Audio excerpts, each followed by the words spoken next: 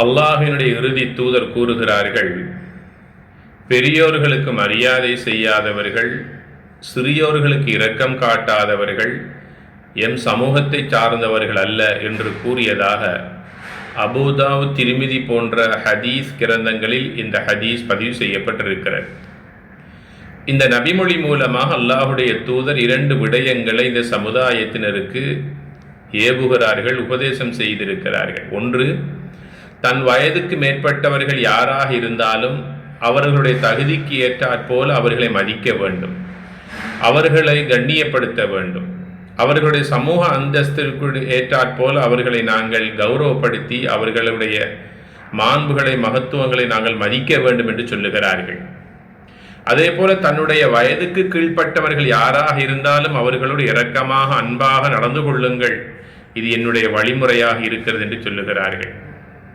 இந்த 2ம் நபிகளாருடைய பொன்மொழிகளாக எங்களுக்கு சொல்லப்பட்டாலும் இன்றைய சமூகத்தில் நாங்கள் இதனை அதிகமாக வலியுறுத்த வேண்டிய தேவை இருக்கிறது. சமூக தலைவர்கள், மத தலைவர்கள், சமயம் சார்ந்த, சமூகம் சார்ந்த விடயங்களில் கரிசனை காட்டக்கூடிய துறை சார்ந்தவர்கள், பெரியவர்கள் யாராக இருந்தாலும் அவர்களுக்கு இருக்கின்ற சமூக அந்தஸ்து எல்லா இடங்களிலும் பேணப்பட வேண்டும். ஒரு மனைவியானவள் தன்னுடைய கணவனை மதிப்பதைப் போல பிள்ளைகளுக்கும் அவற்றை சொல்லிக் கொடுக்க வேண்டும். அதே போலதான் பிள்ளைகளாகிய மாணவர்கள் பெற்றோர்களோடு, அதே போல ஆசிரியர்களோடு கண்ணியமாக, மரியாதையாக நடந்து கொள்ள வேண்டும். பெற்றோர்களும் பெரியோர்களும் சமூக தலைவர்களும் சமய தலைவர்களும் ஆசிரியர்களும் சிறுவர்களோடு, மாணவர்களோடு அன்பாக, இரக்கமாக நடந்து கொள்ள வேண்டும். அல்லாஹுடைய தூதர் அவர்கள் ஒரு நாள் வீதியிலே சென்று கொண்டிருக்கிற போது சிறுவர்களை நாடி சென்று சலாம் சொல்லுவார்கள், அவர்களோடு கொஞ்சி இருக்கிறார்கள்.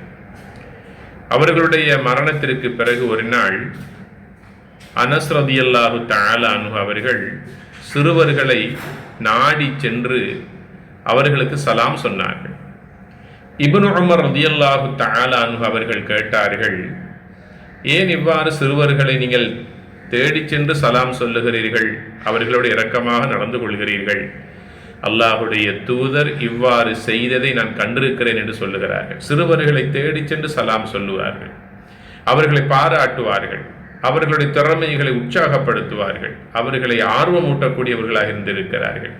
ஆக எங்களுடைய பிள்ளைகள், பேர பிள்ளைகள் என, எங்களுடைய மாணவ செல்வங்கள் என நாம் பல மக்களோடு வாழ்ந்து கொண்டிருக்கிறோம்.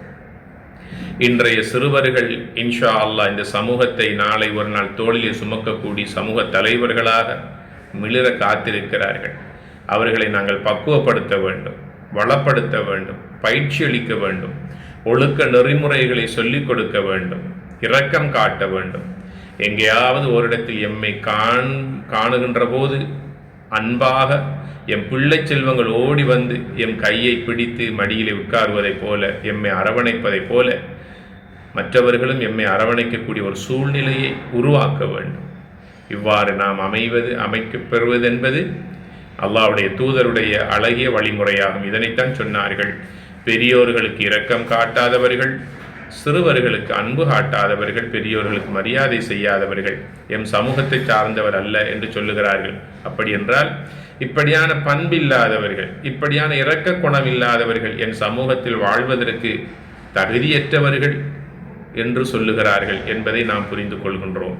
ஆக பிறரை மதித்து வாழ்கிற போது அல்லாஹு தஆலா நாம் அந்த வயோதிப நிலை அடைகிற போது எம்மையும் மதிக்கக்கூடிய நல்ல மக்களை அல்லாஹு தஆலா சாட்டி வைப்பான். வஸ்ஸலாமு அலைக்கும் வரஹ்மத்துல்லாஹி வபரகாத்துஹு.